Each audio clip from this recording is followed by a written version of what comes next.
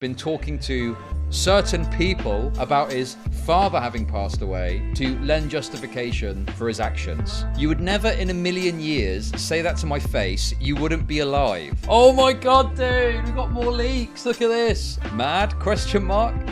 Come to Vidcon, I'll show you mad. That is the definition of homophobic. You see, I'm a feminist by definition. Oh yeah, I reckon he's definitely let the ego go to his head, and he's clearly, especially where he's talking to Smaggle there.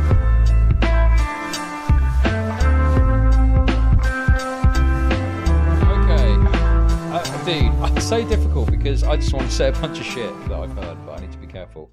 We do not want to fall into that dude's trap. What's his name? Connors. What's the guy's name that we just looked at? Cody, or whatever the fuck his name is. But there is a little bit of a sliver of insight. So, long story short, for those of you that don't know, the King of Nothing drama has been kind of brewing for a few months now. Long story short is King of Nothing made a pretty bad video on Ethan Klein, and it's led to kind of further scrutiny on him as people have looked into his previous videos. His previous videos have also got problems, and there has been some discussion, Nicholas Diorio primarily leading the way, where he's talking about some behind-the-scenes stuff. Okay? Okay, that's wonderful. But how do I make money off depressed people? When are you free to hop on? Bro thinks Smaggle has a life. Skull. Well, he said later. You know, I don't like to presume. Right? So anyway, we're going to watch the Toastify video that just came out in regards to this. Okay? But before we get to that, there has been now, finally, a little taste, a little teaser in regards to some of the behind-the-scenes information that people, have been clamoring for, okay? I don't actually know where this came from. These are presumably Smaggle's DMs with King of Nothing, right? But the first thing that we've got here is... So this is Alex on Twitter. At least a portion of the behind-the-scenes King of Nothing drama has been revealed. Apparently he started hiding people critical of him in Tom's chat. And when Smaggle spoke out, he spurged. He said his dad died, and that's why he banned people. So there it is, guys. Okay, there it is. That is, a big piece of this story is that King of Nothing has apparently, behind the scenes, been talking to certain people about his father having passed away to lend justification for his actions, be it silencing people in chat or be it that the video is not where it should be in terms of quality, okay? Now look, I want to be sensitive about this, okay, because I'm not a complete monster, but the idea that you would bring up a family member dying to justify your behavior is absolutely insane to me. What a crazy thing to do. So we can see here, Shelby, who I believe is, a known... Shelby502, I believe chats here too, said, "My power dynamics." And then you can see the screenshot here. Shelby502 was hidden by King of Nothing. So apparently all it took to this, or maybe the straw that broke the camel's back, was Shelby502 saying, "My power dynamics," and then King of Nothing decided to hide it. I'm guessing not just the comment, but the entire chatter, right? Isn't that crazy? Jesus Christ. So anyway, here's the DMs that have been leaked. So King of Nothing says, "Dude, fuck you. I hid one person after 1 year of being a mod." Okay, but the thing is, it doesn't matter how long you've been a mod for. If you're using... Like, it's obviously a conflict of interest for someone that you mod for to be covering one of your videos, and you use the mod tools to take down criticism of you. That's insane. Why would you do that? Just let people say their piece. And if you really want to defend your video, hop on and talk about it, Hey, Nicholas, how's it going? King of Nothing started a call that lasted 3 minutes. So did King of Nothing then try and call Smaggle? Am I understanding this correctly? Lamau. Also, listen, hopefully Smaggle's going to be on in a bit, okay? But why are you, as like a creator, having to spurg out so hard to explain yourself to Smaggle Daggle? Like, dude, he's not...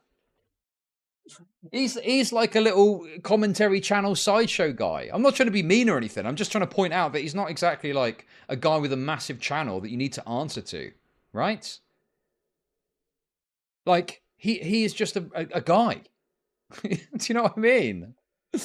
No matter what words you say, you're still going to be the way you are tomorrow, and you're going to have to suffer that way for the rest of your life, lol. If that's not a joke, I don't know what is. You unironically have a sub 70 IQ. Jesus Christ. Oh, King of Nothing. Okay, Nicholas, thank you. So that's when it was revealed. King of Nothing called to tell him that his dad died, and that's why he banned the chatter. Okay. Right, that's what the 3-minute call was. Oh, hey, Smaggle, by the way, my dad died. That's why I'm spurging out. Thanks, bye. Dude, that's crazy. Anyway, guys, I'm not going to leak anything, but all I will say is this. I'm going to make a guess, okay? I'm going to make a wild guess. What he's doing here, I would presume he's probably done with others, okay? So I would assume that you can replicate this kind of behavior with others, and it would probably explain other elements of this drama, right? The using of the dad and stuff like that. The trying to, like, you know, pull the strings behind the scenes and stuff. So, yeah. No matter what words you say, you're still going to be the way you are tomorrow, and you're going to have to suffer. Oh, we have that bit already. Then Smaggle responds, "Why are you trying to own me right now? You were molding." I must say, this is a Smaggle win, is it not? Smaggle's just correct. King of Nothing is pure spurging, trying to act like a total fucking gigachad in Smaggle Daggle's private DMs, calling him sub 70 IQ and, oh, you're going to be like this for the rest of your life. And Smaggle's just like, you're molding, bro. Are you mad? Are you mad? Are you mad? Are you mad? Buddy, I told you my dad died 2 days ago and you laughed.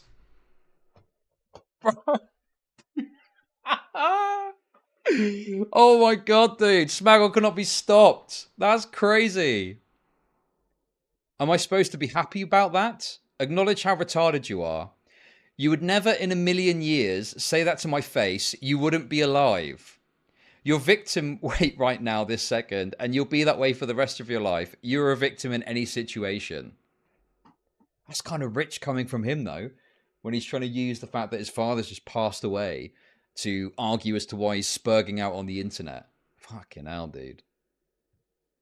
Bro, that's crazy. And then he responds with a picture of John Swan, which presumably is related to some... Did John Swan do something similar? You need to remember, I don't know all the fucking ins and outs of all the dramas, but yeah. Dude, that is such an L on the part of... It was a video. Oh, okay. Okay. Oh, it's a video of John Swan saying he's touching grass. Ah, got it. Right, okay. Okay, the Toastify video. Got ya. Okay. Anyway, so we have, got that public insight into some of the behind-the-scenes stuff that's been going on. Hey, commentary community. I'm outside right now touching some grass. Okay. I think you... Yeah, I've seen this before. Got it. Okay. He's just touching grass outside. Yeah, okay. Bro, Smaggle literally wrecked this dude. He's laughing about his dead dad, right? Number one, based. He's trying. King of Nothing's trying to out giga chat him by calling him low IQ, and he says, "You're mad, based, dude." Plus, it's Smaggle. Okay, so King of Nothing is trying to say you've got a sub 70 IQ, okay, but you were getting so angry with him. It's like getting angry with someone with Down syndrome, isn't it? You know. If you know what I mean. Anyway, there we go, guys. So we finally got some leaks. I don't know what happened. I guess Smaggle released this. I couldn't see it on his Twitter, unless it's in the video we're about to watch. But yeah, I mean, look, King of Nothing is clearly like privately trying to go around and pull the strings behind the scenes to get what he wants out of people, and it looks really fucking bad. And he's not publicly addressing it. So it just goes to show that this idea that he actually doesn't care about the criticism that he's getting and he thinks it's done well because of the likes and the views, clearly that's not true, because he's hiding he's watching Tom cover it. He's hiding comments that are criticizing him. Is that the action of someone that just doesn't care and is happy with the response? If someone is saying of your video, "my power dynamics," and you hide them from the chat, bro, you care immensely. You care to a deep level. And, you know, I do not think that this, you know, aloof attitude he's trying to have is working. He just looks terrible. Anyway, guys, so there we go. That's the latest update on this. But we are, of course, going to have a little look at Toastify's video, which apparently is good, called "Everybody Hates King of Nothing." Last few weeks, I've become well acquainted with King of Nothing, a commentary video essayist who has blown up over the last couple of years and reached new heights of success with his long documentary videos. He's garnered plenty of praise from fans and fellow YouTubers alike for his witty jokes and systematic breakdown of the people he lays a scope on, leaving outsiders like myself to have a generally good impression of him. But after a controversial video on Ethan Klein and some questionable conduct since its release, it prompted me to actually take a deeper look into his Wait, what is this? Bro, I could not possibly care less about what Nick Diorio says about my video. If anyone wants to view his tweets, please feel free to check out his Twitter. Bro. There's such a bitterness and anger to everything this guy says. Content, and I've left my video marathon not exactly impressed. What on the surface felt like a weak video has turned into only the most recent showing of a constant and pathetic pattern of behaviour, and it's only established to me that King of Nothing is a performative critic who constantly makes absurd and baseless arguments. He'll go as far as to defame the subjects of his videos and only gets away with it due to them being easy targets who have already done something wrong and are currently hated by a lot of people. You might think this guy's a solidified veteran from his multi-hour long videos, but instead he comes off as pretentious, disingenuous, self-centered, and a massive hypocrite. Make no mistake, despite making videos on some of the easiest topics you could ever cover, it's clear from both his public content and his private DMs that this guy cannot take. Oh my god, dude, we've got more leaks. Look at this. You're a victim. Stay indoors so no one can hurt you. Mad? Question mark? Come to VidCon, I'll show you mad. Oh my god, dude. This guy's such a fucking loser. Or are you scared and you're going to hide behind your computer screen? Dude, this is like these are the messages of someone who is absolutely fucking seething with anger. Yes, he is mad at the internet. True. Primo lolcow behavior here. Take what he dishes out. But it'll be a while before we get to those. So until then, sit back and let's enjoy the show.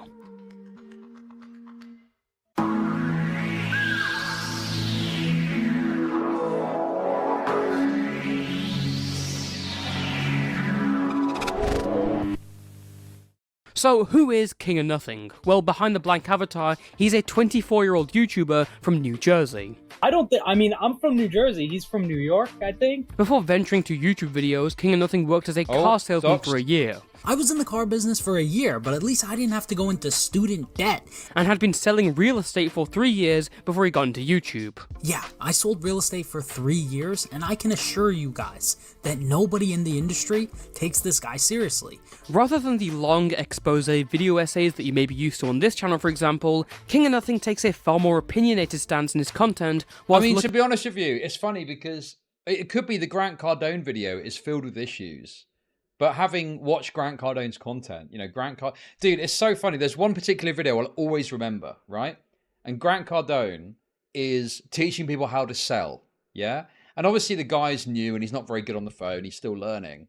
But then Grant Cardone, who is like a famed salesperson in America, who owns the company that is trying to sell, gets on the phone and starts selling to this business person.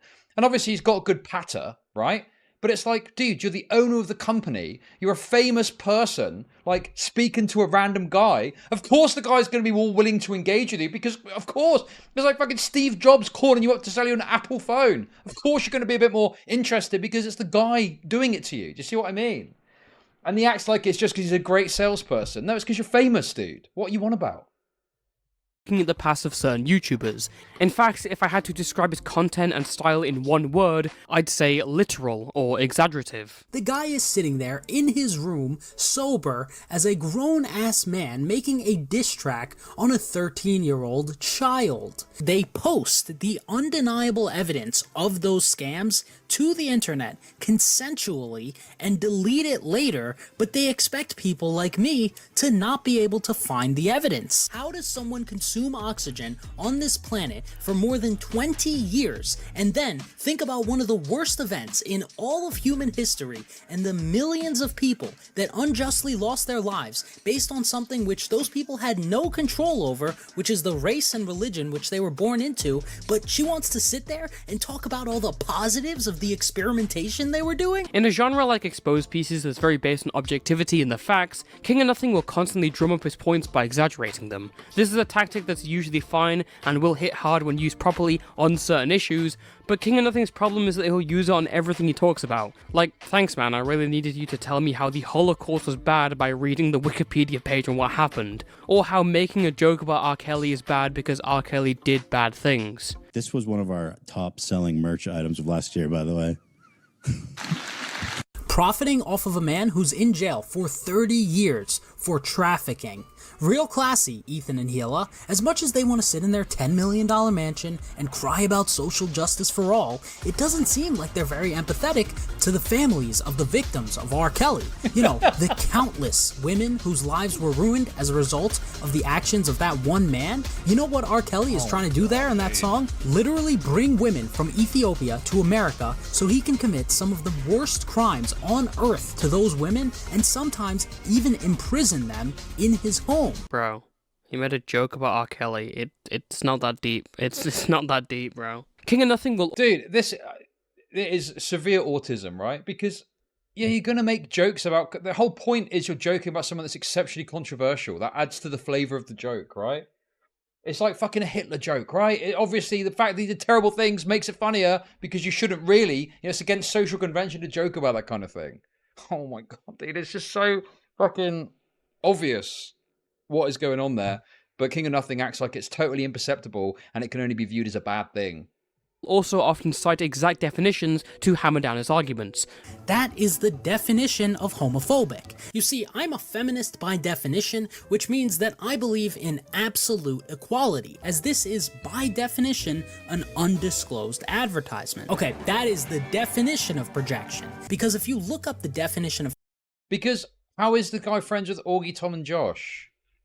Welcome I mean, presumably to Chud because he Nation. doesn't really care about this and he's just saying it this way for the sake of the video. That's my guess. Hey, 2 years of fucking Twitch sub. Let's go. Thank you, Razadaz, for the Twitch sub. Appreciate it. feminism, it is a very, very rational thing. But again, he does it way too often, to the point of absurdity where he's showing everyone the definition of homosexual. Okay, I totally understand if that's not your thing. Obviously, it's a preference, but just being No objective way. about it, if it's a woman doing it, that is not a homosexual act. Hearing stuff like this, you can see why it's sometimes hard to tell whether King of Nothing is joking or not. I mean, does he really think that Ethan Klein making a joke about him wearing a feminist shirt is a genuine point against his views on feminism? Remember, guys, Ethan Klein is a self-proclaimed feminist who's apparently so passionate about feminism that at one point he even wore a shirt that says, Dad, husband, feminist. He said he wanted to debate a feminist.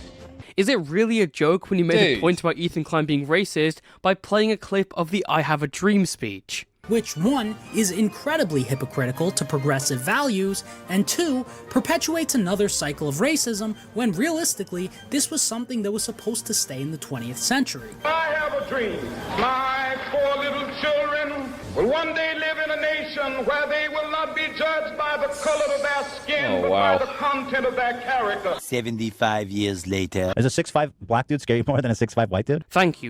I thankfully never watched King of Nothing prior to this, but if I clicked on a video of this and was hearing this shit, I would click off immediately. Well, that's the thing, is people are asking, is like, you know, people are calling it like a Mama Max-esque situation. Because it's like, how did no one know that this guy was like spouting this utter fucking dribble in his videos? And yeah, I don't know. I mean, I watched his True Geordie stuff and I could immediately see like, yeah, this is full of problems. And he's moral frogging so fucking hard. Like, yeah, how did no one watch this? Oh, Nicholas is saying it is that we did this. Oh, you're saying it's a situation where he's been bigged up, but people haven't really meaningfully engaged with his content before doing that. Or maybe his early content was better or something. And then as time has gone on, people have scrutinized it more and gone, yeah, this fucking sucks. Or recently, I should say. Yeah. Okay. It's background noise with slander tossed in that gets overlooked because you're primed to hate the subject of the video. Yeah. It wasn't better. What, even his very early videos? Because I would have thought like his first few videos would have like got him in with certain people as they watched them. So, because he's had quite a meteoric rise, hasn't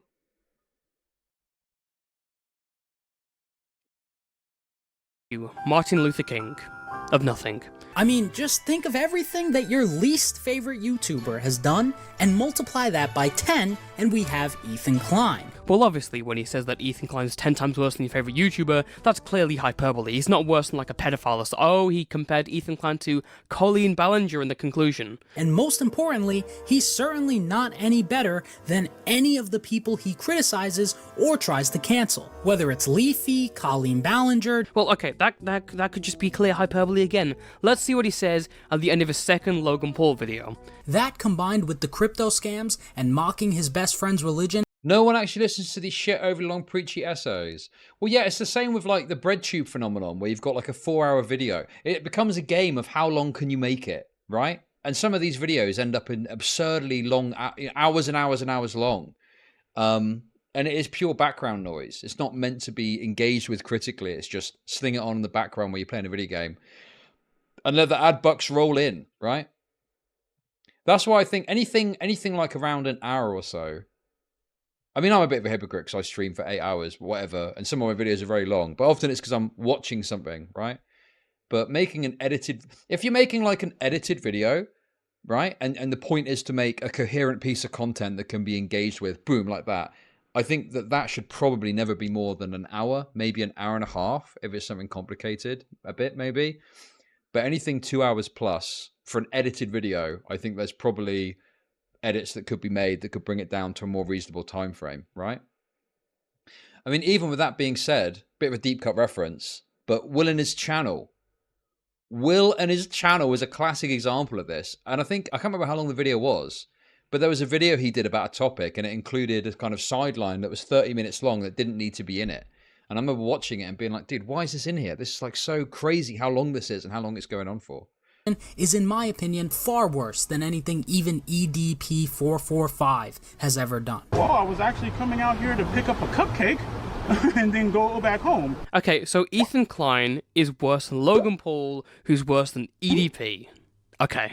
But most of this goes ignored because King of Nothing does his job fine. He rarely takes a risk on a topic, looking at people who are widely hated and easy to cover, like Sniper Wolf, Jake Tran, Darman, Jake and Logan Paul, and Hassan Piker. And there's nothing wrong with covering these topics, but here he gives a veil to King of Nothing's terrible arguments. Without all the definitions and hyperbole, he has to separate himself from all the other H3 and Keemstar Exposed videos by priding himself as a scam detective, a sort of Dollar Tree CoffeeZilla if you want. And you'd think someone with former experience in the financial sector would be pretty bang on with his assertions, but you would think wrong. To a straight-up scam artist. To scamming his fans, Ethan Klein has been scamming his fans for years now. Who he scammed. For the crypto scam? Look, it's one thing to scam your fans, and if the crypto scams weren't enough, when influencers like Ethan publicly scam their fans, he's a scammer. Despite King of Nothing's supposed love for definitions, one of the definitions that he can never nail down is the definition of the word scam. Chud is under the misconception that commentary community is made of insightful people when in reality, it's full of drooling retards soy nodding and clapping like seals when the villain of the week is on screen being lambasted. Well, that's only because I hang out with Nicholas, mainly. But yeah, I mean, the thing is, I recognised, because, you know, I call it slop. In fact, I remember someone got mad at me the other day in chat because I called, like, who is it? What's his name? Sunny V2 slop. And it's like, well, you make slop as well. And it's like, sure, I call my content slop, right? And that's fine if you want to think of it as slop. But the point I'm making isn't about, you know, the argument over what slop is and isn't. It's just the idea that you're pumping out, you know, easily digestible pieces of content that give very cookie cutter takes on a particular issue, right? Okay. And it's like there's a lack of like meaningful critical thinking or engaging with the topic beyond a surface level analysis or viewpoint. You know, that's what I mean when I say like slop content. It's the kind of thing, exactly like is being said here. Oh, this person's a fucking retard and I hate them. Oh, there's a 2-hour video shitting on them.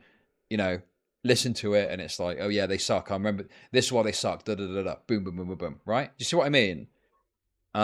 Whereas, you know, it's a bit awkward because obviously Nicholas is in chat, okay? And as we know, Nicholas is the John Wick of the commentary community.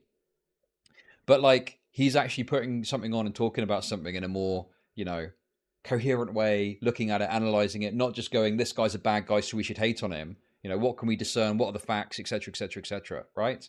And that's the kind of content that I value more so than just, oh, here's why, you know, internet villain 36787 is actually really bad and you should hate them, you know?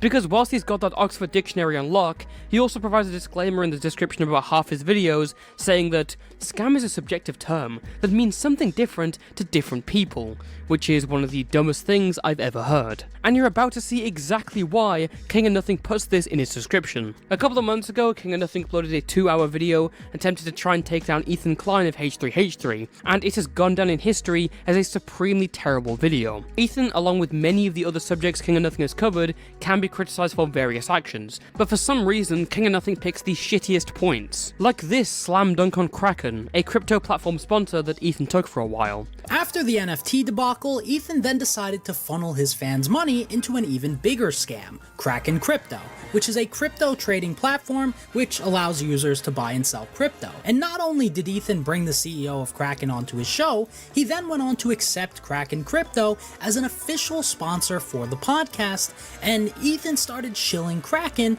like his life depended on it. Now, let me make it clear that Kraken is dodgy as fuck now. As King of Nothing shows, Kraken has settled lawsuits with the SEC for various reasons. Oh, shit. In February of 2023, Kraken also settled a $30 million lawsuit with the SEC because they failed to register the offer and sale of their crypto asset staking as a service program where investors would transfer crypto assets to Kraken for staking in exchange complete and utter DJ Screwdriver vindication. For advertised annual investment returns as high as 21%. Then, just a few months later, in November of 2023, Kraken was officially charged by the SEC for operating as an unregistered securities exchange, where it's alleged— No, listen.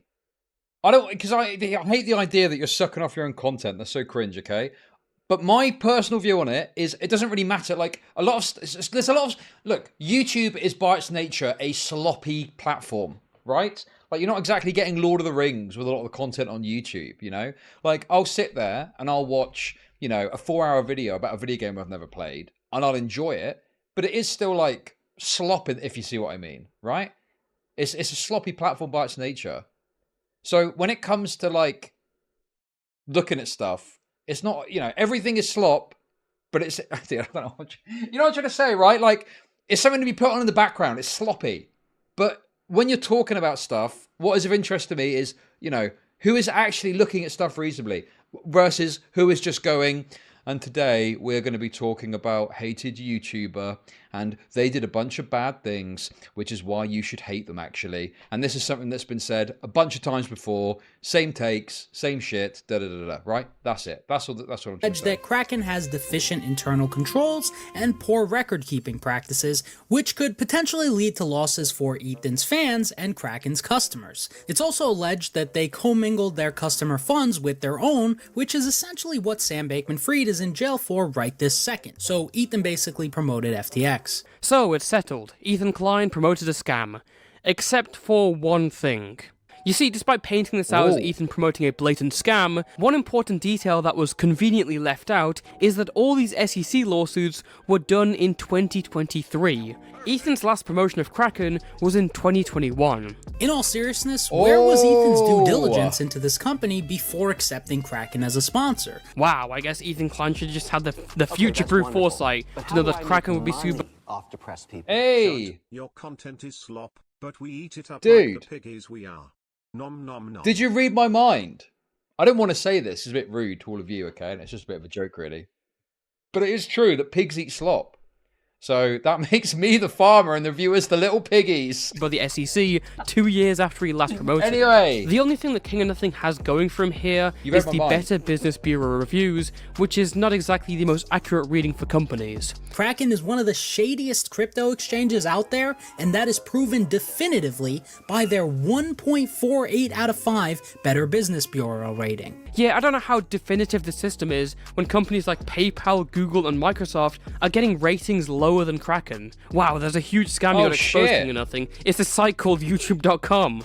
Oh my god, fuck's sake. dude! Wow, there's a huge... I see. So the Better Business Bureau is not necessarily... It's all to do with customer complaints. And how are these complaints vetted? So the ratings on the Better Business Bureau are not necessarily worth the paper they're printed on then.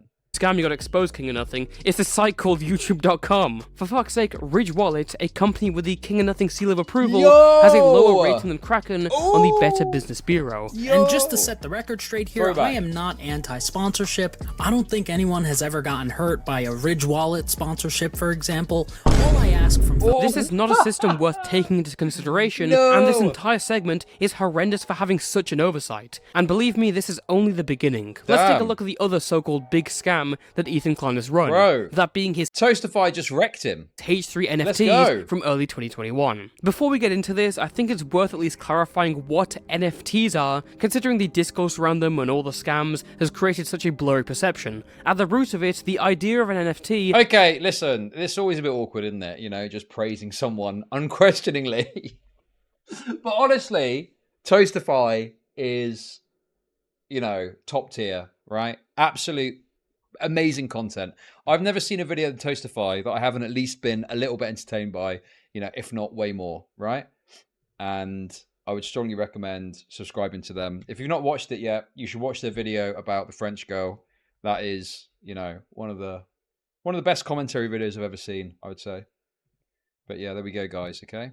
is to be a digital collectible, like Pokemon cards or stamp collections. But at the end of the day, if you get what you paid for, and it's not advertised as some sort of future investment, it's not a scam. Why is this important? Yes, well, true. Oh my god, he's using the stamp example. Let's go. I love the stamp example. Hey, $2. Cursive teal lettering, spelling out yum. Yum, yum, yum. Thank you for the $2.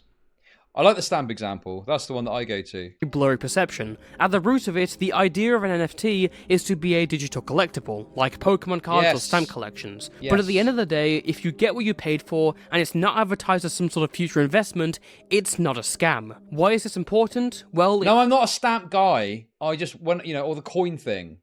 The reason the coin thing is not as good is because stamps are literally just a piece of paper. They've got no inherent value whatsoever beyond the fraction of a cent the paper would be. Whereas a coin has got normally some value of the metal. Like a gold coin has got an inherent value of the gold. But a stamp is just a piece of paper.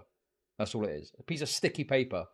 And yeah, there was a stamp collection business that was a kind of sister company to the company I work for. And yeah, they also were massively overpriced in a... Anyway, let's not get in into March that now. 2021, H3 sold off a few NFTs to his fans, with the profits going directly Yes, to... also, actually, the stamp thing's really good. Because you can also get a picture... You can also take a picture of a stamp or scan it or something.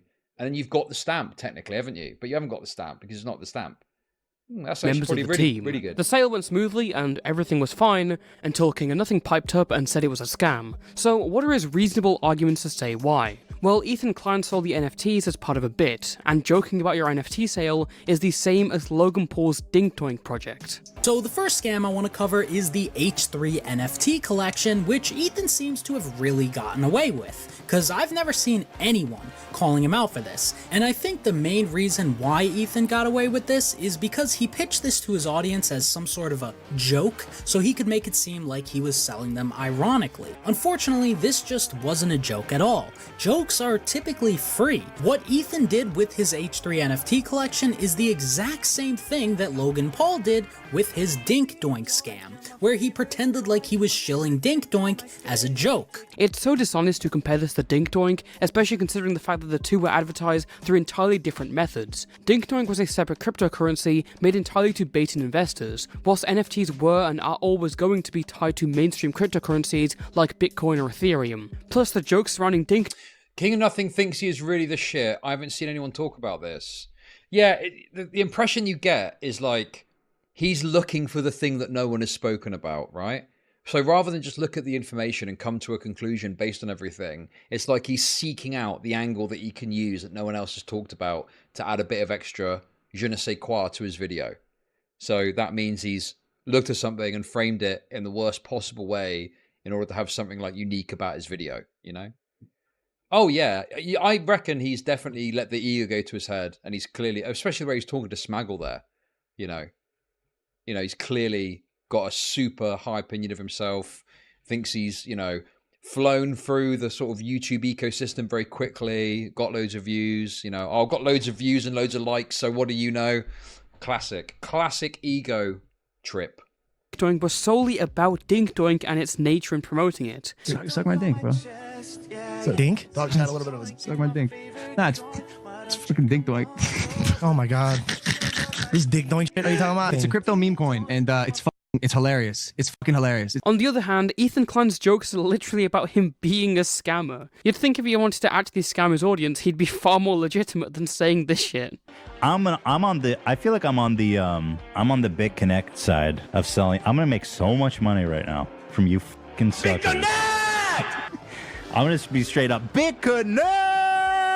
The H3 NFT project was incredibly upfront. Even if it was a joke at the center of it, they just advertised these NFTs, disclosed that the profits from them would be going directly to members of the team, and sold them. So again, where's the scam? Where's the sleight of hand deceiving viewers? Well, apparently King of Nothing's big proof is that Ethan rug pulled this NFT because the value has fallen. But Ethan never said these NFTs were a long-term project or investment. In fact, he never mentioned the word investment in his promotion at all. But King of Nothing blatantly lies and says he did. Because they were sold to their fans as investment opportunities. There is no punchline. No one has bought one of these NFTs in 3 years. So these investments, which he sold to his fans... I cannot stress how much of an obvious lie this is on King of Nothing's end. He makes his point over and over, trying to justify this lie by going to semantics and saying, well, what exactly is an NFT? His point here in this little overlooked text box is that, well, NFTs are all investments because everyone knows they can just screenshot the NFTs for free, so they paid money for it with the intention of having a go-up value.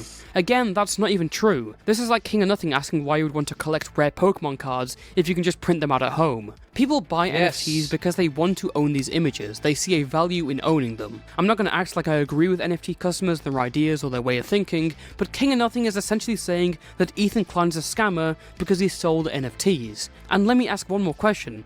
If they're scammers, where the fuck are the complaints from the buyers? Also, even just by the, let's pretend for a second that it wasn't ironic. Let's just say we were selling these NFTs. What's the scam? No, there's no scam. It's quite literally it's not a pump and dump. It's not a scam. We put these up for bid and people bid on them. And then they got the NFT. It's literally like an exchange. They bought a product. An exchange, yes. Ethan has completely stopped talking about this NFT project, and he also 4 years ago. But it's not a project. It was a bit. It was like a segment. I mean, this is just rotten. He funded a single person who he scammed. Refunded? Scammed? This is... I'm sorry, but dude. Bro, Ethan, I hate this part. I hate the idea that you're like, yeah, I want to see someone get fucked legally. But this is one of those situations where I just feel like King of Nothing deserves a little bit of, I don't know, dude, he needs to fucking have something happen to him to recognize you can't just go around saying crazy shit about people. Like, he's a scammer, he sold NFTs as an investment. Just a complete lie, a complete fucking fabrication. It's crazy to me. And then he just walks away and goes, well, my video got a good response, so what do I care? I don't want him to go through a lengthy legal process and be fucked that way. I just think he should get a cease and desist and, have the fear of God put into him and go, okay, maybe I need to calm down a little bit. Maybe I do need to respond to this, Yeah, it needs to be a humility lesson. Exactly. Okay, this fucking guy needs to... I'm gonna talk to you, King of Nothing. We're gonna talk. It's a joke. With all this in mind, it won't shock you to know that King of Nothing has regularly failed when he researches other things outside of scams. In fact, it can go as far as to where I believe he purposely omits context to make his subjects look worse. During his H3 video, he doesn't even mention Ethan's apology for the controversy with Cutie Cinderella. Chud being way too nice yet again. King of Nothing will not learn. Okay, I just... I'm probably being too nice. I mean, I don't know, man. I'm just saying that a cease and desist is probably adequate, okay? That's all I'm saying.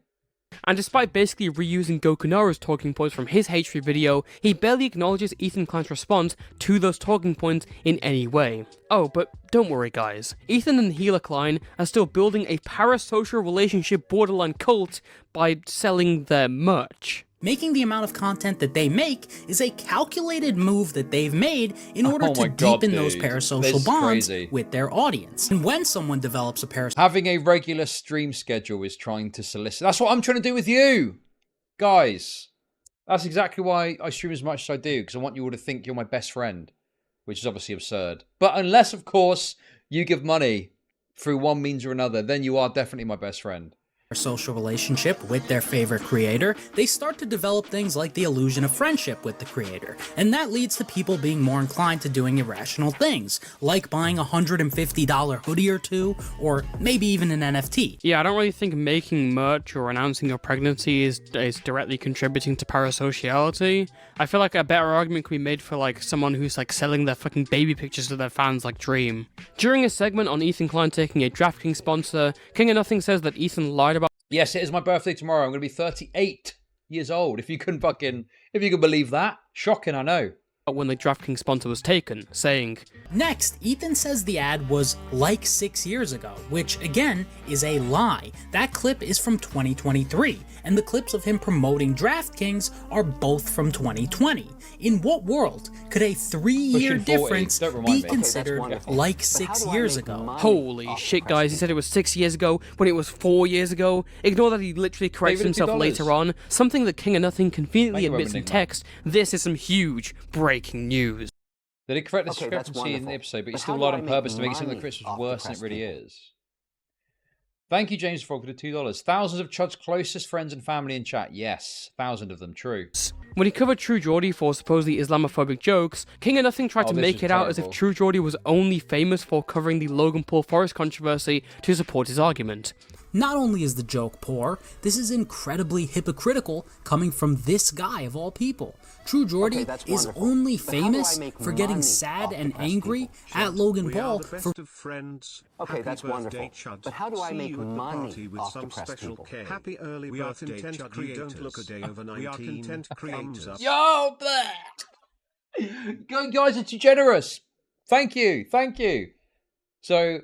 we're content creators. Special K. I like the sound of that. Spooks with the $10 super chat. Happy early birthday show. You don't like a day over 19. Very true. Very true. Thank you very much, everyone, for that. And then Jeffrey B. Shiba dog with sparkles in his eyes saying, my hero. Well, thank you very much for the super sticker. Appreciate that. For recording a dead person in 2018. Find a dead person in the suicide forest? Literally, if he did not make that one video, we would not know who this guy is, and you wouldn't be watching this video. That video got him 4 million views. Again, it may shock you to know that King of Nothing doesn't do his research. True Geordie built his fanbase off his coverage of football and him being a Newcastle fan. He was known before the Logan Paul Forest video. And if you take a look at his channel, you'll see videos older and far more viewed than the Logan Paul one, covering boxing and MMA and having people on his podcast. This is again just obscuring important facts that totally change how the argument is viewed. And that's just scratching the surface. His Keemstar video is an entire section dedicated to Basherverse, a Minecraft YouTuber who Keem exposed on his show. And again, anyone who has any knowledge of the situation knows that this section takes out so much context to turn it against Keem. Just to give you guys some context, Basher got arrested when he was 18 for getting with a 15-year-old. That is harassment, and some of it is just straight up slander, like this video, which is still up today, years after his death by the way, titled Basher's 13-year-old victim. It's possible that he was 20 and he was 13. Here, he falsely claims in writing that Basher admitted he had relations with a 13-year-old girl. When Basherverse first reported about his past, his retelling was often inaccurate, inconsistent, and unclear, which left a lot of people, including Keemstar, pretty confused or misled. That claim of him being 20 is based on the fact that Basher posted newspaper clippings showing the arrest, which stated he was 20 at the time, and the claim that Basher interacted with a 13-year-old was given to Keem Keemstar by Skydoes Minecraft and Jobless Garrett, two people who had employed Basher and had been living in the same house as him. So it makes sense why Keemstar would run with this, because of the evidence he had seen and what he had been told by YouTubers who, at the time, were considered reliable and close to Basher. All we've ever reported was that Skydoes Minecraft said the victim was 13, that the Zombie Unicorn said the victim was 13, and based on these people and their reputations, you know, my personal opinion was that you were lying. On March 26, 2016, Keemstar had an interview with Clara on Drama Alert to talk about an emotional twitlonger Basher had made the night before. In it, Basher revealed that the person who started the... Keem isn't innocent. Well, Keem has made, you know, big mistakes with coverage. So if you're going to make a video about him, you would surely want to stick to the stuff that you could bolt that's on wonderful. clearly, But how do without I make question, money right? off depressed people? Chud stream from the nursing home right now. True. Jesus Christ, I'm going to be 40 soon. Midlife crisis time. What crazy thing am I buying? Original rumor all that time ago that claimed he raped a 13-year-old was none other than Jobless Garrett. As the story goes, Skydoes Minecraft had given him the job to do a background check on Basher for ban. But you see, you're doing the... okay. You are doing the thing that has made it that King of Nothing can operate like this for so long, right? By saying things like, oh, but he did do that with Call Me Carson. He did do a very bad job of reporting the Call Me Carson thing. But that doesn't justify getting things wrong about other things that he's done. Now, I don't know the ins and outs of this, so I can't comment on it. But that is how people like this operate, is you've got all these bad preconceptions of someone, so it means that a claim that's made, you don't feel particularly interested in scrutinizing it because you don't like the person, you know? Like, that's how these types of videos work. So just be careful that you don't fall into the trap of being like, well, this person did do other stuff that's bad. Well, then focus on that and talk about that, but get stuff right in other areas, even if it makes them look better or good, because, you know, that's, I don't know, to me, it's just tell the truth, be accurate and correct about things, you know? It's fine to get stuff wrong, but then correct the mistakes, whatever.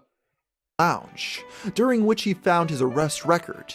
Garrett then called up the county clerk's office to confirm this, which is when they allegedly told him the now infamous rumor. Garrett then told this to the rest of the BAM Lounge members, which is what kicked off this entire saga. And the live react to the doc stream, unlikely. I doubt he's going to comment on it.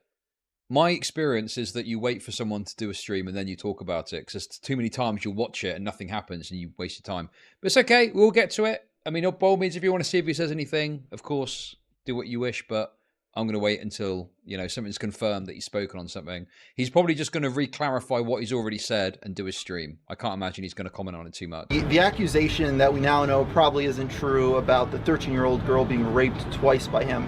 It seems to always go back to Jobless Garrett being the one making that claim. Right. Do you know anything behind the scenes of if he actually was told that by the police or if it was made up?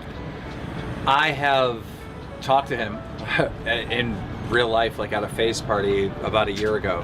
And I confronted him about this, and he, to this day, still says that is what the police told him.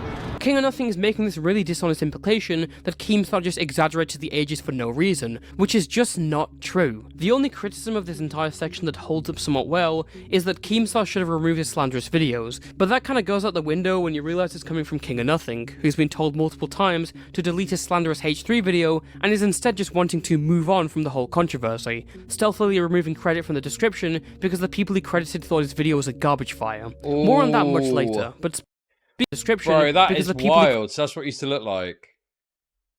So credits to Turkey Tom and Nicholas Diore, but when they said they didn't like the video, they took it out. That just shows what a pathetic, petty loser this guy is. Imagine doing that just because someone... credited thought his video was a garbage fire. More on that much later, but speaking of, let's get back to that H3 video. During mid to late 2022, Ethan Klein would also have this bit on a show where he would show guests a prolapsed asshole for shock value. It's kind of like when your mate shows you 2 girls, 1 cup, it's humour through disgust. But of course, Sister of Nothing would never have such incredulous jokes. On another note, let's take a look at what the content creator Brittany Broski had to say about her appearance on the H3 podcast. What's the nastiest thing you've seen on the internet? I recently went on fucking H3 and Ethan showed me a video of 2 prolapsed assholes rubbing against each other. Thanks for telling me the definition of prolapse, man. So that's actually really awesome that you asked Wait, that okay. because I had an answer ready to go. Yeah. As you just heard there, Ethan has this really bizarre habit of asking his guests awkward relationship questions or showing them adult content live on his show. I have to keep this PG, but for example, Ethan brought this adult actor named Hunger FF onto his show and had him show off some of his talents to his guest at the time, Howie Mandel. Just go ahead and do it right now? Yeah, just go ahead. Everything you Thank you. requested. Now, is Howie, let me take off my shirt. Oh my God. Oh my God. Oh. Oh no. Watch. No. No. He's probably done that exact same bit more than a dozen times at this point, and the reason why he constantly does really weird stuff like that is because Ethan and his podcast are essentially just the dollar store version of the Howard Stern Show. Now, I can't believe I'm saying this, but King of Nothing is purposely omitting context out of the prolapsed asshole segment. The reason why this joke came about and the reason why he showed it to Howie Mandel is because Howie accidentally posted a picture of a prolapsed asshole to TikTok. When my friend Neil bent over, this happened. Does somebody know, is this COVID related? And if it is, what do we do about it? Ow. Now, you could try and give King of Nothing the benefit of the doubt that he didn't know about this context, but I don't buy that. In fact, out of all the examples here, I believe that King of Nothing purposely left that context out to make Ethan look worse. Yes. And the reason why I believe that is because when King of Nothing shows his clip of Brittany Broski talking about going on H3, he leaves out the rest of the podcast clip where she explains the entire thing. What's the nastiest thing you've seen on the internet? I recently went on fucking H3 and Ethan showed me a video of two prolapsed assholes rubbing against each other. So that's actually really awesome that you asked Wait, that okay. because I had an answer ready to go. Yeah. Yeah. So we probably could watch Perverse Family right now. Like, I mean, like, I'm pull kidding. it up. I'm kidding. Pull it up. I'm kidding. Yeah, Don't yeah. pull it up. Do not pull it up. I mean, it was like, I haven't felt that jarring. Like, holy shit. Why did he show you that? Hey, that's a great question. He just out of nowhere? Well, no, there is a backstory. You know Howie Mandel's TikTok that you made? Yes. Yeah. What was that one again? He just looked at the camera like, look at this prolapse. No, he said, is this COVID related? And if so, what do we do about it? And the fact that he knew how to use the green screen feature on TikTok to be like, hey guys, what do you think about this? Man, Why was his that asshole was prolapsed? not Howie's asshole. I'm gonna ask Google right now. It was. I swear to God. Why was his What the asshole prolapsed? I don't know what he's doing. That is 100% malicious, and also it's difficult to really demonstrate this because I don't think he included any footage of the H3 NFT shilling stream, but he didn't show any like, for example, he says they sold it as an investment. Normally you'd cut to them selling it as an investment so you can demonstrate they're committing something wrong in that. But he never did. He didn't show any clips of the original shill stream of the NFT thing because I'm presuming, because I found it easily on YouTube, it's easy to find. I'm presuming he watched it, recognized that he didn't have anything of merit there to put in to really destroy Ethan on this point. So he didn't bother putting any of it in. But he still had his little comments about the investment stuff, so he found other clips to plug the gaps to make it seem that way, you know? In his spare time. But this is crazy. They had Howie on the show and showed him that video. Of the two rubbing together? What did he say? He's like, how the fuck did you get that? He couldn't look away. Ethan showed me the clip, and he's watching it, and he goes, oh my God. Bro, I'm watching. This is not Howie's butthole. Yeah, that shocked me to my core, and I haven't, had a visceral response to a video online like that in a really... Rubbing together is Rubbing crazy. Hell yeah. Yeah, they showed me that video, and Ethan's just cracking up. And I'm like electroshocked out of my body and then back into my body because I was like, holy fuck. And of course he can't show it, but oh my God, I wish he could. Yeah. I wish he could. You guys already know Dude, that is utterly absurd. He left all of that out when it clearly demonstrates that it was, you know, a comedic aspect to it, not like some sort of degenerate thing he was. The only way this is not malicious, he's prolapsed the context, correct, is that King of Nothing thought that shock humor to randoms was weird and only watched 5 seconds of that clip. It just seems absurd that you would only watch that and be like, oh my God, that's the clip I'm going to use. You'd surely watch more and you'd watch more of it, right? Chud saying that this guy is capable of learning from his mistakes. Wait a second, Stylo. Obviously, I recognise that you can't just learn from his mistakes apropos of nothing. But I'm saying if he got a cease and desist from Ethan Klein or some sort of legal threat, then I would have hoped that would be enough for him to back down. Not just like he's going to randomly one day go, do you know what? Nicholas is right about some of this stuff. He needs to have a bit of a shock, you know? These grifters cannot hide from me. I will research day and night.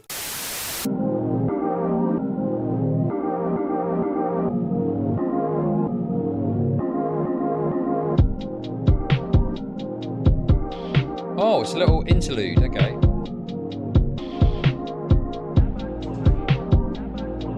Little advert. I'll shill him some more. Go on. Toastify's a legend. Strong recommend. I'm glazing.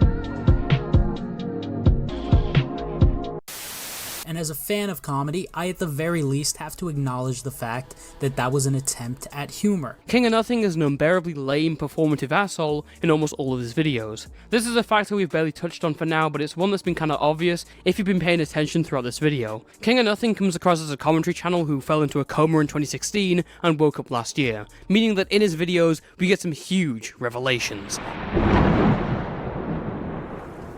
Did you guys know that in 2008, Keemstar said mean things on Halo? Well, King of Nothing is here to show you the truth. If posting that video doesn't prove to you that Keem genuinely hates his fans, then nothing will, especially given the fact that Keem has already admitted that he wants his fans to suffer and live horrible lives. I've been laughing the last hour Bro! that your mom died of cancer. I don't give a fuck about any of you. I am in this for your money and your money only. That's all I care about. Alright? Okay, that's wonderful. Look at the format of this. This is ancient. Happy birthday, Chud. Hope you get all the hung bricks you desire. Thank you for the 333. Dude, this is ancient. He must have had to, like, it's like a dusty tome. Blowing the dust off of the video with how old this thing is. Look at it. I only do this show for money. That's it. Alright? I don't do it to entertain people. That's just a fucking scam. I don't give a fuck about any of you. Yeah, exactly, Nicholas. When Keem did this bit, he actually had hair. I really hope you die of cancer. I hate every single one of you. I want you guys to know that instead of bringing up points like the fact Keemstar claimed a million sub-YouTuber was a pedophile with zero evidence and used that as grounds to dox him, King of Nothing felt it was imperative to put in that clip where Keemstar said you should kill yourself in Halo or something. Furthermore, did you know that Logan Paul filmed a dead man in Japan? Filming someone who isn't alive for views on YouTube is not just a bad idea, it's absolutely reprehensible. King of Nothing just wanted to let you guys know that he actually doesn't support filming dead bodies. And last but not least, did you guys know that Sniper Wolf is a misogynist? Wait, what? Now, I know this might sound kind of weird to hear, but I genuinely think that Leah is a straight-up misogynist. Not in the traditional sense like our friend Pearl. I recently decided that women should vote. I don't think women should vote. I don't think women should vote. Lord Jesus, you should vote. What? No, I shouldn't. No, seriously. But by my definition, God, dude. I think... Bro.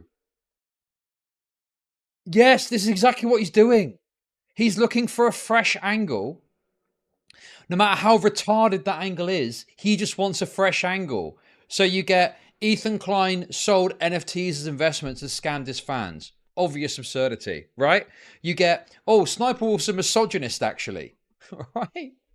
It's like, I don't know, like pumping out, putting data points into a hot take commentary machine and it spits something out. Ethan Klein is a scammer.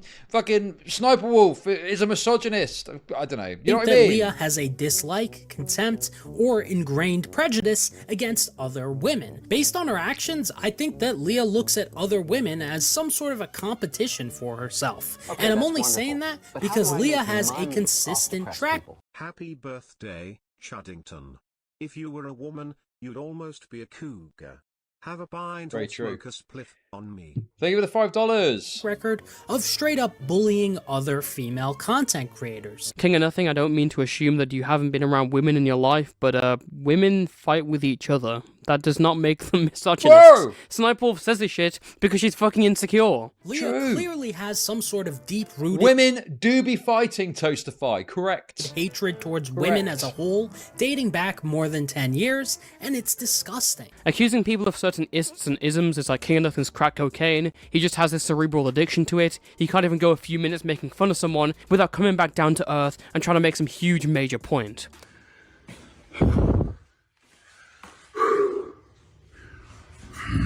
Yes, my man did just show his glizzy on a public Instagram story that he posted at the age of 41. And somehow, that's not even the worst part. Oh, that's the me worst soon. part by far is the growling. I mean, I don't know what he was trying to accomplish by growling like that, but it's kind of giving me some misogynist vibes. Now you see why his exaggeration is so potent. It's meant to reinforce moral grandstanding on clips that don't even deserve it, but King of Nothing is making such an outrageous point that it feels weird to defend it. Let me give you an example. During the promotion for the first Creator Clash, the YouTuber Dad went on the H3 podcast to discuss his fight and talked about the loss of his girlfriend. On a later podcast Future with hairline? Anthony Fantana before Creator Clash 2, Ethan talked about Dad and said this. Honestly, like, truth be told, I would not want to fuck with Dad. Like, Dad, I would like, not get in the ring with Dad. Knowing his, even at the weight that I am, knowing his background, he's faster than you. You can't keep up with that speed. He's a dancer. He's gonna have an He's endless got insane endurance, and yeah, also he's gonna a have little crazy. Stamina. Yeah, Okay, he's definitely got a How do screw I loose. make Yeah, yeah. Like he came on our. Chud, happy birthday. May your head smash into a wall with a fucking brick, mate. DMs. Hey, I'm Alex. Thank you for the 333. Show to promote his fight against Matt, and he was just like, he's an animal. My life is a tragedy. I'm fighting for my dead girlfriend. I was like, whoa, dude, I don't want to fuck. I don't fuck with. Yeah, you don't want a dead girlfriend punch. No. Nobody wants a dead girlfriend punch to the face. No, but I would pity anyone who gets in the ring with him, dude. That would be a fucking disaster for anybody. King of Nothing responded to it by saying this. Now, I'm no expert in maturity. In fact, I'm actually quite immature. I'm retarded. But when I think about maturity, the last thing that would ever come to my mind is a 40-year-old man who openly mocks the death of other people's girlfriends who he personally knows. This feels like a gross mischaracterization of a clip that's really not that bad. It's a clip that looks more like he's praising him or respecting him, and if you don't agree with how he said it, you can at least say that he went about saying the right thing the wrong way. King of Nothing, however, just adds about 10 litres of the moral high ground onto it, and this guy's moral compass is all over the place. One minute he'll say that True Geordie is an Islamophobe because he made jokes about Andrew Tate converting to Islam. To see a grown man like True Geordie, who is 35 years old, get in front of a camera and blatantly insult 1/4 of the world's population using harmful Islamophobic stereotypes is truly disgusting. And then, dude, one thing I don't understand about that, right? Old people are really racist a lot of the time. What has the age got to do with it? I know people that are in their 50s and 60s that are some of the most racist people that I know. I remember once being away on a family thing, and a member of my extended family who was like 60 or something like that, right, was complaining about going to the doctor, and he said that the doctor was African, and he said he couldn't understand what he was saying because of his big black lips. That is, I'm probably paraphrasing a bit, but that was the spirit of what he was getting at, okay? And it was in those terms. I'm pretty sure big black lips is a direct quote, okay? But yeah, I mean, dude, age has got nothing to do with it. If anything, older people are more likely to be racist in my experience. But anyway. Turn around and say that, hey, actually making an edgy joke doesn't make you racist. Now, is this a joke? 110%. He's not sitting there being genuinely racist. It is an attempt at humor, and obviously I don't think he hates Asian people as a result of this one clip. He'll often be quick to label people as racist or sexist or homophobic based on jokes they've made. And speaking of vile, Ethan is also racist, in my personal opinion, which is obviously very hypocritical. But then he'll turn around and be like, well, you can't really be racist if you're multiple races, right? This is exactly what I mean. Here's an article written by the Daily Beast, which claims that Sneeko is a racist. If you've been watching this channel for a while, you know I do not like this dude, but to claim that he is racist is insane. He's like 4 different races. He'll say that Ethan Klein's crafting a parasocial relationship with his fans by making content. Making the amount of content that they make is a calculated move that they've made in order to deepen those parasocial bonds with their audience. And when someone develops a parasocial relationship with their favorite creator, they start to develop things like the illusion of friendship with the creator. And that leads to people being more inclined to doing irrational things, like buying a $150 hoodie or 2, or maybe even an NFT. But then he'll say that we all sell ourselves online, it's all fine. But as YouTubers, we do sell ourselves and our content to the general public to try and make more money, and that's totally fine. One of King of Nothing's go-to... Bro! Yeah, Toastify's cooking here. You're all my friends and you're my friends and extended family. Okay, I love you all very deeply. The more money you give, the more I love you. It's that simple. Dude, he's fucking got him banged to rights. He's got him with the short and curly. Points is to think of the kids. Not literally, of course, that arc might come later, but King of Nothing loves to preach about how YouTubers promote gambling to their child audience. And instead of selling energy drinks, he's now shilling gambling to his child audience on Snapchat, are still the human equivalent of literal trash cans for producing income by promoting gambling to their child audience, is that it's predominantly used by children. So I had to make this video for the youth and inform them about who this guy really is. Yeah, this is a pretty shit point to make in my opinion. I'd understand if it was levied towards channels that are made for kids, like the next Cocomelon video is the baby betting it all on black, or Stamps makes a video with a... I spoke about it, I mean, yeah, obviously, you know, the point about the clothing thing, it does get absurd. But even like high tier, you know, designer clothing, which is like hundreds and hundreds of pounds, maybe more in some cases, you know, it's funny to go and have a little look at it when you're a pauper, wonderful. you But know. how do I make money off Someone depressed sees people? value in it, they Well, buy it, that's that's up to so them. Bungie that Con is a short-built Middle Eastern dude. I think I know why he won't budge on the Ethan video. Okay. Thank you for the 333, appreciate it. But yeah, I don't know, man. It's like clothing is one of those things where you might not see any value in it and think it's absurd. But yeah, I mean, if someone likes the value of a higher priced item, be it the cut, the material, the cloth, just the fact it is, you know, a Hugo Boss t-shirt or whatever, well, that's up to them. I just don't see why people get so crazy about it, you know? But it is funny. Who's ever been to a expensive department store and looked around? You like pick something up, you look at the label and you're thinking, oh, this is probably like 100 quid, couple of $100 maybe, and it's like over 1,000 quid, and you're like, fuck me, Jesus Christ, £1,000 for that, holy fuck. If you're a San, you obviously immediately buy it.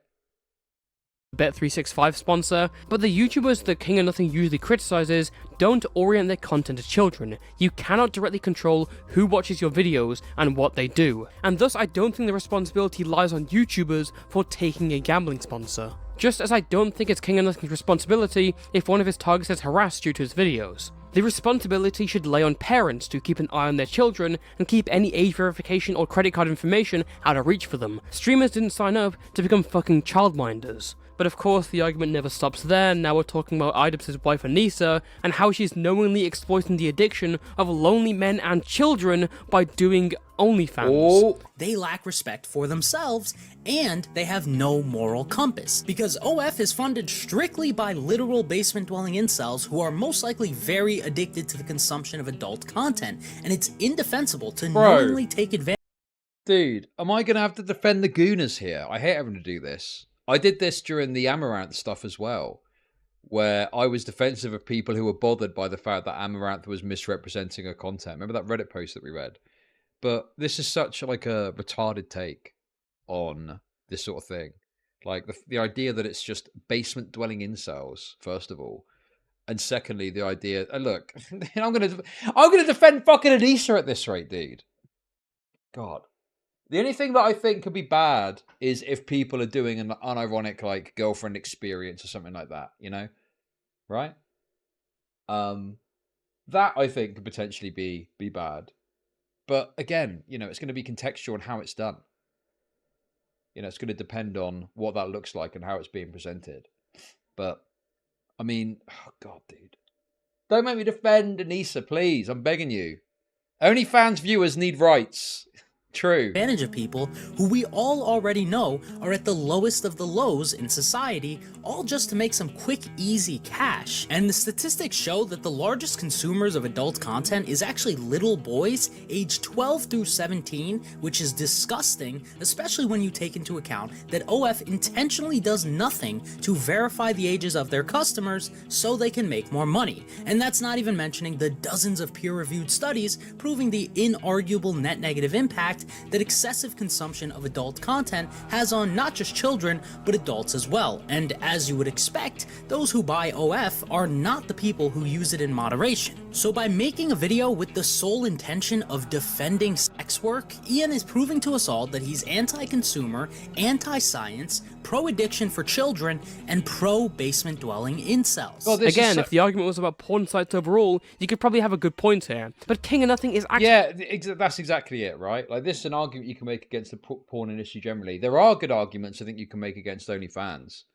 But I don't know, man. It just feels like a very reductive take. And acting like the people that are consuming it are like basement-dwelling incels. I mean, you're just perpetuating this kind of mentality that I just don't think is true. Also, this point about it being 12 to 17-year-olds, primarily being the consumers. I would have thought that 12 to 17-year-olds, if they're consuming that kind of content, are doing it like on the internet where it's free to access. Because obviously, you know, you need to like pay, like the whole meme of the subscription costs and stuff, right? So how are they accessing OnlyFans if they haven't got some access to resources through the parent? I mean, I don't know, man. It just seems like, yeah, there is a problem with this. There is a problem with children accessing pornography. But I would have thought that's not really to do with OnlyFans. That's a broader issue. And it's more likely to be, you know, internet sites that are guilty of this more than anyone else. You know, when I was a teenager, and I mean, obviously we had dial-up when I was a teenager. That's how old I am, right? But I wasn't subscribing to websites. I mean, that was always a block on consuming that pornography because I was a fucking teenager. I didn't have access to money to pay for that. You know, it would normally be looking up a website or something like that. And then obviously you'd have it load and it would take ages. You get the face, you'd be like, oh, here we go. And then you get a bit of the titty. Yes, we're fucking on. And then you hear the fucking parents close everything down. That's that for the day. Fuck, you know? Well, you wanted to download a video, okay? And it was dial-up speed. So you'd have like a 5 megabyte file and it would take like fucking half an hour just to download the first 20% of it or something. So yeah, I don't know, man. It just seems absurd to think that, you know, it's people under 18 that are going and just out of nowhere accessing OnlyFans. But yeah, anyway. Hey! Okay, that's wonderful. But how do I make make $2 money off depressed people? They could probably use a Walmart Visa card to pay. Possibly. But I think it's more likely that they're probably just looking at it for free on the internet. Attributing malicious motives and intent to exploit children upon Anissa. Really? Are you fucking serious? Ian is proving to us all that he's anti-consumer, anti-science, pro-addiction for children. Man, this King of Nothing guy seems to see children everywhere he goes. Maybe the arc is already starting. Or maybe it's because his idea of a joke is 3rd grade reading level. Bro! That is a crazy claim to make. Also, why? Why do you need to go to that level when you have got such good material to go after iDubbbz for? Pro-addiction for children is a wild thing to say. Dude, this guy's fucking insane. And it's certainly not because I'm a good person. In fact, I am horrendous. I'm the guy who consistently team kills my teammates in Fortnite. Yeah. Following King of Nothing's catastrophe of a video on H3, many people inside the commentary community, including his peers, were all asking the same question. Why would he leave this up? That's my because he's stupid. Why not delete it after like 3 months, a month? Like, we should not be able to. I don't know. He's stupid, and he should have made this a members only exclusive. True. People like Nicholas Diorio and Turkey Tom, who have been critics of Ethan Klein in the past and people who were cited in the description of King of Nothing's video, were quick to disavow this content dumpster fire after watching it. I'm convinced that this guy is either like a bad actor, like a legitimate malicious fucking person, or his videos are an amalgamation of Reddit posts he's read, and he's basically Reddit verses, but he markets himself as a commentary channel. That's the only way that this could make sense to me, because it feels like the video's at odds with itself. It feels like it's written by 15 different people who have different opinions on Ethan Klein, and it's just all mashed together. And like, when you ask this guy why things are wrong, he doesn't actually know the answer, because he hasn't done the actual. Who's that? I'll tell you who that is. The John Wick of commentary channels, Nicholas Diorio. Research. Eventually, the video got all the way to its subject, Ethan Klein, who reacted to the NFT segment on his podcast and issued a lawsuit threat for King of Nothing's borderline defamatory claims. What Ethan did with his H3 NFT collection is the exact same thing that Logan Paul did. No. What? No, not at all. Right? With his Dink Doink scam, where he pretended like he was shilling Dink. I remember the good old days of Real Player Video, Hyries scanner pics with the grain all over the tits. Yep. Half the time getting trolled by the image being a tranny. Yo! Okay, Days. can we, okay, thank you very much. I disavow that word, obviously, but thank you very much to the 333. The thought was good anyway. Okay. That's insane. That's defamation. That's actually fucked up. Yeah, Say that. Dude, that, bro. Not remotely comparable. That's fucked up to even lie about, dude. Like, what are you doing? That's defamation, man. I'm sick. You know what I mean? Like, I'm sick of fucking people just maliciously lying. It shouldn't be. It's not okay to do that. I mean, there's laws against it. That's why there's laws. You know? Uh-oh, King of Nothing. Uh-oh. Uh-oh. King of paying me. Uh-oh. For defamation. I'm saving the soundbite so I can send it to my lawyer. Keep an eye on your mailbox, King of Nothing. King of downfall. King of putting a lien on all of his income for the next 20 years. Since then, King of Nothing has not issued any response to Ethan, which is understandable considering the possible legal threat hanging over his head, but his response to his peers within the commentary community has been nothing short of cowardly. Removing those who he originally credited because they criticized him, playing Whisper Down the Alley with Boblax to respond to the whole thing. Oh yeah, this was super cringe. King of Nothing told me that he was specifically comparing the promotion of Ethan NFTs to Logan talking about Dink Doink. Still a shit point. Still a garbage point. Pointing out they both sold worthless code as a joke to their fans to make money off them, and in his opinion, that's scamming your fans. Blows Blacks strikes again. Thing about comparing the H3 NFTs to Dink Doink, it's all been very lame. On May 6th, 2024, he would make an announcement to his members-only Discord server, stating that he would be deleting it because he didn't want to deal with moderating it. He also adds a little message saying, "Bro, I could not possibly care less about what Nick Diorio says about who? Who's that?" The John Wick of commentary channels, Nicholas Diorio. About my video. If anyone wants to view his tweets, please feel free to check out his Twitter. Don't lie to me, King of Nothing. You care about what Nick Diorio says about your video. I'll still never forget the time Xander Hall watched the first sentence in one of my videos and was like, "Dude, this guy's trying to sound like Nick Diorio, bro. Have you noticed all the commentators? They want to sound like Nick Diorio." I mean, I will say though, I wish I sounded like Nick. I mean, I think he has a cool accent. I feel like if I did it, I'd have to do it. I'd want to do it the best. I wouldn't want to fully, yeah. If Nick is making a video, I don't really think I can top Nick. Alright, before King of Nothing says I'm being dishonest, the real reason why he's now become the scorned lover of Nick Diorio is because when Nick was tweeting about how bad his video was, King of Nothing sent him a Discord friend request for a private conversation. Nick promptly turned it down. Sadly, my offer for a private conversation has gone unanswered, but considering the messages I've seen, maybe I should count myself lucky. Maybe if I managed to get into contact with him, it'd end up with King of Nothing threatening to beat me up at Vidcon like he did with Smaggle. Yes, I'm not joking, this actually happened. So, a bit of backstory. When Turkey Tom and King of Nothing were friends, Tom gave him the mod role in his YouTube livestream chat, and when Tom reacted to King of Nothing's video, his chat was mostly mixed between agreeing and disagreeing.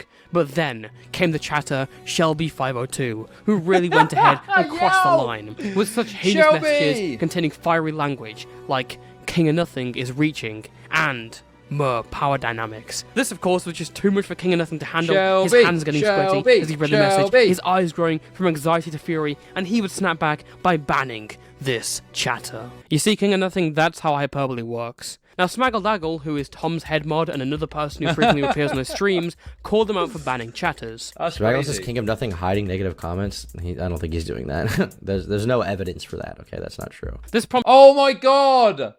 Turkey Tom immediately goes to sweep for King of Nothing. Dude, this is how it happens. Prompted King of Nothing to immediately hop into Smaggle's DMs and give him a quick call. During this call, King of Nothing said that he banned this chatter because he was in a bad headspace, and his father had passed away recently. Now, I'm not going to go ahead and mock King of Nothing for the death of his father. My sympathies go to him and his family. But there is something inherently scummy in bringing up personal issues to deflect from criticism of your online videos as if it's a shield. It discourages people from criticizing his video because it makes them uncomfortable. I think it's manipulative. And you know who would agree with me?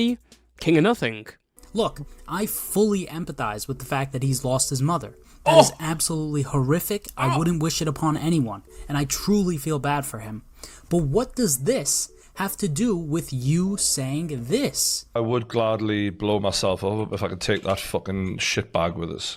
Because although I'm sure everyone feels bad about him losing his mom, it really just seems like he's trying to gain sympathy points from his own audience. But what does this have to do with you saying this? Oh my god, dude, he's just wrecked him. And that's true. You know, everyone's got personal stuff going on, right? Everyone's got shit to deal with. Yeah? Sometimes it's really bad, sometimes it's less severe, but just generally, shit that could influence your behavior if you let it. But you've got to build a fucking wall. You know, you wouldn't go into fucking work and like have a bad day and, you know, if you get called up for it, be like, oh yeah, well, you know, something bad happened to me. Like, you might have a bit of like sympathy or something like that perhaps, but that still wouldn't justify the behavior that would be wrong, you know? DJ Screwdriver, complete and utter DJ Screwdriver vindication. I mean, yeah, I'd obviously heard a little bit about this behind the scenes father shit, but sworn to secrecy. Smaggle, though, has now leaked it, which is based. But yeah, that's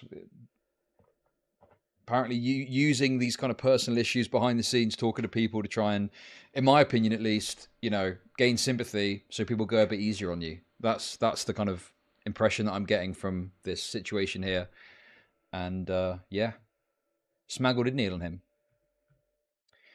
Yeah, DJ. Well, that's because, you know, Nicholas Diorio is a bit of a leaky valve himself, isn't he? It's my belief that King of Nothing has been using this personal tragedy to get his most vocal critics off his back. I believe this is exactly why he sent Nick Diorio that Discord friend request. Now, having been told this news, Smaggle didn't take this seriously. From his perspective, he had just seen King of Nothing bring up his dad's death as an explanation for why he banned a YouTube chatter. He thought King of Nothing was joking or doing a bit, and so he laughed. This really set off King of Nothing, turning him into an internet tough guy, and I would be remiss if I didn't include these messages. Lamau, no matter what words you say, you're still gonna be the way you are tomorrow, and you're gonna have to suffer that way for the rest of your life. LOL! If that's not a joke, I don't know what is. You unironically have a sub-70 IQ. Why are you trying to own me right now? You are molding. Oh, buddy, I told you my dad died 2 days ago, and you laughed. Am I supposed to be happy about that? Acknowledge how retarded you are. You would never, in a million years, say that to my face. You wouldn't be alive. You're victim weight right this second, and you'll be that way for the rest of your life. You are a victim in any situation. Hey, commentary community. I'm outside right now, touching some grass. You're a victim. Stay indoors so no one can hurt you. Mad? Come to VidCon. I'll show you mad. Or are you scared and you're gonna hide behind a computer screen? Man, this is wild. I can't believe this is the voice that sends a 100k YouTuber into a conniption. So, I just want to start off with this. As you can tell, I'm very autistic, and I just want to let you guys know that if I slip up and say the R word, I have the pass. So, just so we're all clear on that. Bro, it's so crazy. This Smaggle is absolutely making moves. You love to see it. Also, why does he keep calling him a victim? Was he planning on doing something more to Smaggle at VidCon than beating him up? By the way, you might think come to VidCon and I'll show you mad was an empty threat, but no. King of Nothing has actually gone to VidCon. He went last year. And I only know this because, like, I became friends with him, particularly, like, through hanging out with him at VidCon, but you guys have seen my streams before, like... And he would have gone this year had it not been for the drama surrounding his hatred video. And I'm sure Smaggle is thanking the Lord for that. Whilst I was editing this video, King of Nothing, after weeks of silence... Okay, listen, Toastify. I'm literally going to piss myself. The piss bottle is going to come and just... Also, we're bringing on Toastify and Smaggle to talk, by the way, after this. To see if there's anything else we can glean out of this situation, okay? Anyway, I'll be back in a sec, okay? Listen, I'm gonna Hassan a little bit here. Please don't judge me too harshly. Posted to his community tab, congratulating himself on getting that 100k YouTube play button, with a Mario Fedora tip image attached to it. The post reads, "Hello friends, I just got this plaque for hitting 100k, which is absolutely incredible. Honestly, I never thought the channel would grow to the size it's currently at now, because there was a time when all my videos were getting like 2 to 100 views, so seeing the channel grow so much since then has been truly amazing. I want to say thank you all so much for watching the videos and subscribing. Without you guys, I'd probably be on OnlyFans by now, which would not be ideal. Yeah, we know, King of Nothing, you'd be pro-addiction for children then." Ian is proving to us all that he's anti-consumer, anti-science, pro-addiction for children. Due to some personal issues unrelated to YouTube, and the fact that I got another puppy, which has been a major pain in the butt by the way, and the complexities and depth of the topic at hand, there will be a bit of a delay on the next video unfortunately. It is going to be quite long, most likely longer than the last video, but no promises as of now. I am working on it every day, and trying to make each video better than the last, so I would estimate about another month and a half before it's done and I can release it.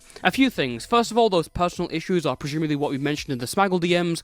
Also, his next video, that complex issue that he's discussing, is a video on Andrew Tate. Again, King of Nothing following the trend of just covering the most universally hated people. Of course, this community post gathered a lot of comments from people including Nicholas Diorio to take down or address his terrible H3 video, and his response was amazing. The video's staying up, and unless you want to send me 10k in Ethereum, there's literally nothing you can do besides comment and complain. LOL. The fact that you, a grown man who's almost £500 and factually addicted to Twitter, think you can dictate what I do with my video or my time is absolutely delusional and proves how disgustingly terminally online you are. Man, the switch up from, I wish I had Nick Diorio's accent, I would never cover a topic he's covering, to fuck this fat piece of shit is so drastic it's giving me secondary whiplash. I have never made a response video of any sorts because it takes time away from my actual videos, and that will not change unless something is in dire need of a response. If me working on my next video for my fans to watch is hiding to you, then once again, you are delusional.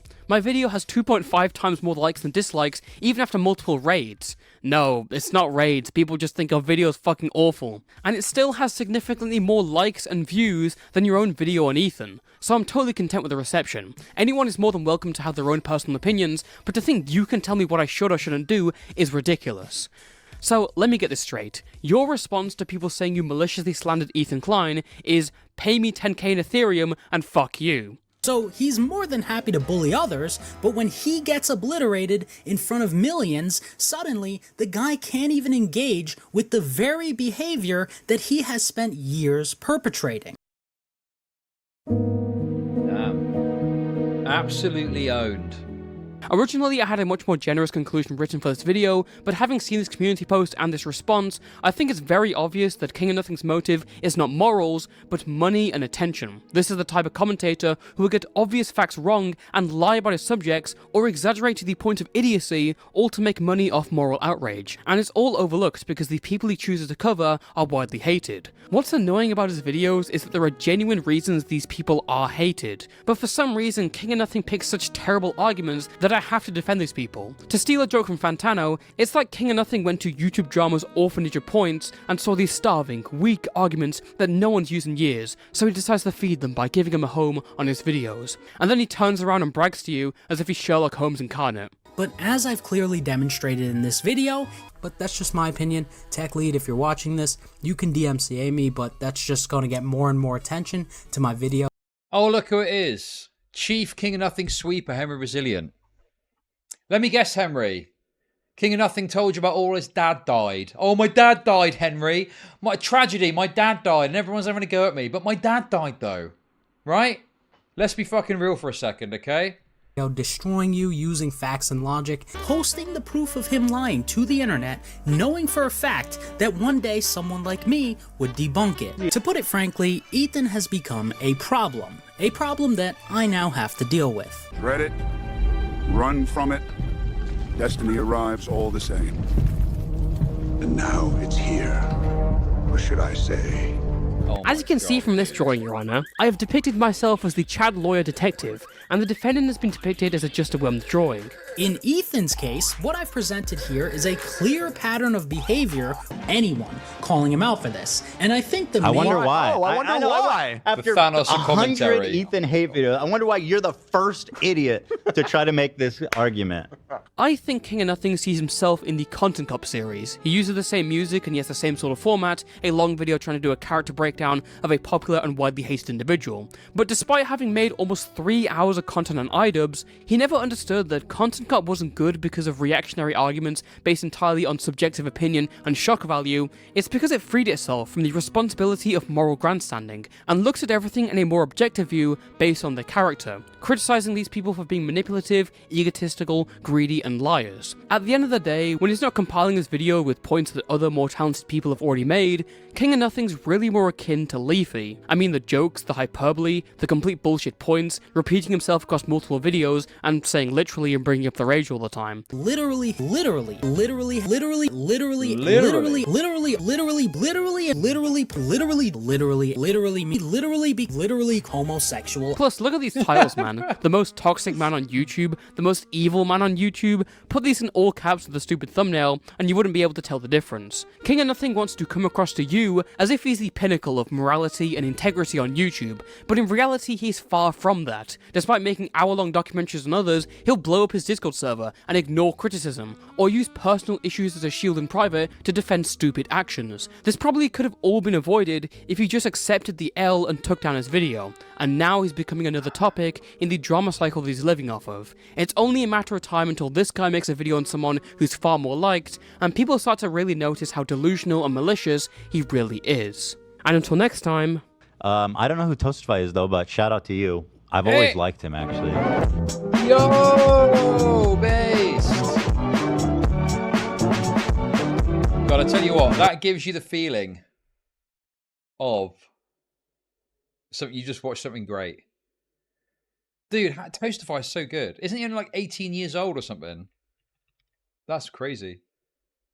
Shouldn't he be getting on with his homework? Anyway, there's his channel. You should definitely go and check his videos out, okay? There we go.